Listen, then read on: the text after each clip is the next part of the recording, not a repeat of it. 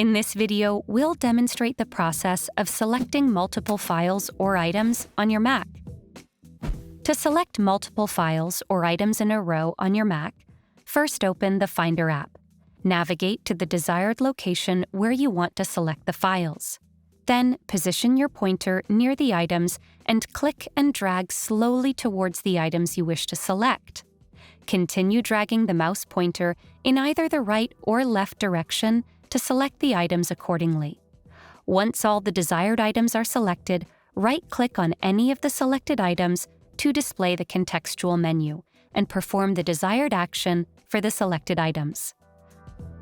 Alternatively, if you wish to select specific items from a folder, press and hold the Command key while scrolling up or down to locate the items. Then, click on them to select.